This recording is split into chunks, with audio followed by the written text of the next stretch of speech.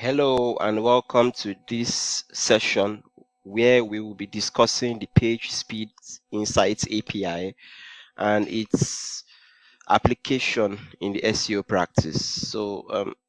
It's a powerful tool for SEO professionals who want to get actionable insights about the core web vital status of a number of URLs on a website because Google has integrated page speed into its algorithm such that page speed becomes a signifier of user experience. Page speed and all of the associated metrics like time to first byte, time to interactive, first contentful paint, largest contentful paint, and all of them like that. So because it is critical within the Google algorithm, it is also important for an SEO professional to be able to uncover or surface all of the issues from the page speed or core web vitals point of view that could be holding a website back algorithmically. And that's where the Page Speed Insights API comes into play. Ordinarily, Google has a Page Speed Insights tool where you can inspect URLs one by one.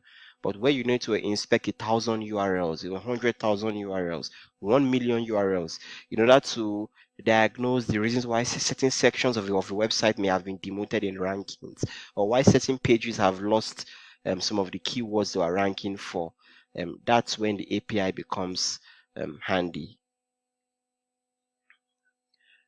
So the PageSpeed Insights API analyzes the content of a web page to then generate suggestions about how or what you can do to make that page a lot better. Some of the key metrics in its report are the performance score. So the score ranges from 0 to 100 and indicates the page's overall performance. You have the core web vital metrics. Those are the LCP and FID and CLS metrics. Then we have the opportunities where Google gives you suggestions about what to do to improve your page speed and the estimated impact. And then you have diagnostics about the degree to which your page has complied with best practices from a core web vitals and page speed point of view. So in the practical session, I'm going to be showing you how to access the API and how to use the API to query Google's own database so that you could see your website or a client's website from Google's eyes and begin to understand Google's page speed perception of a multiplicity of URLs. So there is a URL here where you could, if you go to this URL, you will be able to get your own API key from the Google Cloud Console.